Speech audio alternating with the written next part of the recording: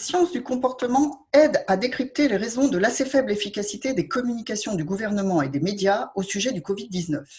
Elles ont notamment eu du mal à convaincre certains citoyens de la gravité de la situation et à obtenir qu'ils se conforment aux recommandations sanitaires, aux fameux gestes barrières notamment. Mi-mars, alors que les responsables de santé publique multipliaient les messages usant de la peur, relayés de manière anxiogène par les médias, des Français peu inquiets pique-niquaient entre amis dans les parcs. Fallait-il les effrayer plus ? Pas si simple. Où placer le curseur de l'appel à la peur est complexe. Pourtant, l'appel à la peur est connu en psychologie et en communication persuasive. En particulier, le modèle étendu des processus parallèles de Kim Witt 1992 est clair sur le fonctionnement d'un message basé sur un appel à la peur et aide à comprendre les situations surprenantes que nous venons d'évoquer. Son apport majeur est de distinguer contrôle de la peur et contrôle du danger.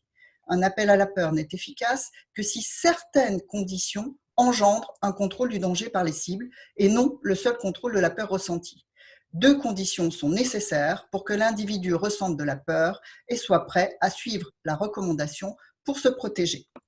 Premièrement, il doit se sentir vulnérable par rapport à la menace et il doit être persuadé de la gravité de cette dernière.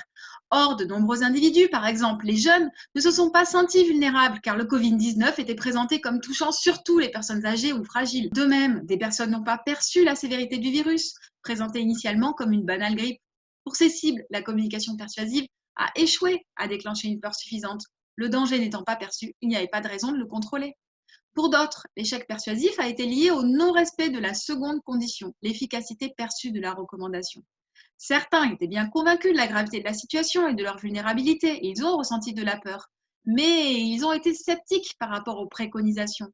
Alors que des responsables répétaient l'inutilité des masques et maintenaient les élections municipales, certains ont douté de l'utilité de la distanciation sociale ou de la suppression des poignées de main et embrassades. Les recommandations ont ainsi été perçues peu efficaces. D'autres ont pu ne pas se sentir capables, par manque d'auto-efficacité perçue, de suivre des préconisations pourtant vues comme efficaces. Par exemple, il leur a semblé trop difficile de respecter la distanciation sociale.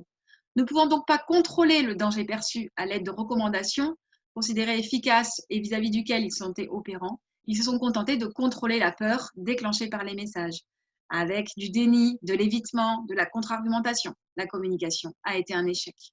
En plus, si le ton directif ou la formulation autoritaire des messages, par exemple, chacun doit appliquer tous les gestes barrières, les déplacements sont interdits, donne le sentiment de chercher à limiter la liberté individuelle, l'individu peut développer de la réactance situationnelle.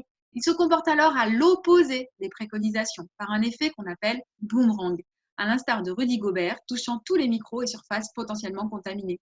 En conclusion, pour une communication préventive efficace, manipuler la peur suppose d'en connaître les mécanismes.